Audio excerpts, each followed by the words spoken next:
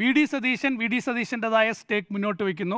അതേസമയം K C വേണുഗോപാലിൻ്റെതായിട്ടുള്ള സ്റ്റേക്ക്. ഇതിനിടയിൽ രമേശ് ചെന്നിത്തല അദ്ദേഹത്തിന് മുഖ്യമന്ത്രിയാകാനുള്ള ഒരു അവസാന അവസരമാണ്. മാത്രമല്ല അദ്ദേഹത്തിന് അതിനുള്ളൊരു സ്റ്റേക്ക് ഉണ്ട്. കാരണം കഴിഞ്ഞ തവണ മുഖ്യമന്ത്രി ആകേണ്ടതായിരുന്നു. പക്ഷേ നിർഭാഗ്യവശാൽ ഭരണ തുടർച്ചയായിരുന്നു കേരളത്തിൽ സംഭവിച്ചത്. അതുകൊണ്ട് നിർഭാഗ്യവശാൽ ജയിച്ചാലേ മുഖ്യമന്ത്രിയാകാൻ പറ്റും. അതെ, നിർഭാഗ്യവശാൽ ജയിച്ചില്ല.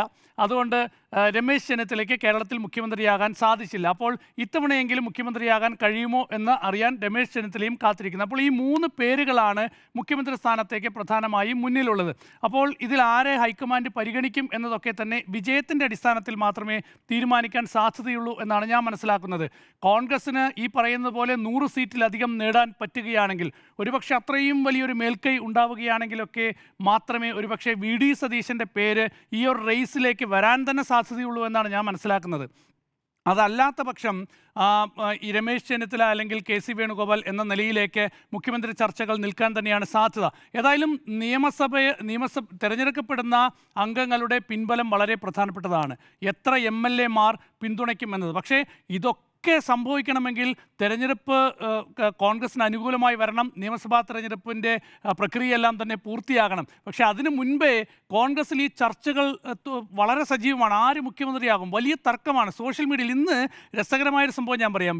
കെ സി വേണുഗോപാൽ ഇന്ന് പാർലമെൻറ്റ് വിഷയത്തിൽ മാധ്യമങ്ങളോട് സംസാരിക്കുകയാണ്. മാധ്യമങ്ങളോട് സംസാരിക്കുമ്പോൾ അതിൻ്റെ താഴെ ഉള്ള കമൻറ്റ് മുഴുവൻ വി ഡി എന്ന് പറഞ്ഞാൽ മോദി കമൻറ്റ് ബോക്സ്.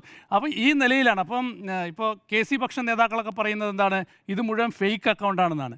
ഇതിലേതാണ്ട് 60% ഫേക്ക് അക്കൗണ്ടാണ്. അപ്പോൾ ഫേക്ക് അക്കൗണ്ടുകൾ ഉപയോഗിച്ച് ഒരു പ്രതീതി സൃഷ്ടിക്കാനുള്ള നീക്കം വി ഡി സതീശൻ തന്നെ നടത്തുന്നു എന്ന് മറുപക്ഷം ആരോപിക്കുന്നുണ്ട്. ഈ നിലയിൽ വലിയ പോരാണ്, നമ്മൾ അറിയാത്ത വലിയ പോരാണ്. പ്രത്യക്ഷത്തിൽ വന്ന് എല്ലാവരും പറയും ആരും ബഹളം വയ്ക്കരുത്, എല്ലാ പ്രശ്നങ്ങളും പരിഹരിക്കാം എന്നൊക്കെ പറയും. പക്ഷേ അതല്ല സംഭവിക്കുന്നത്.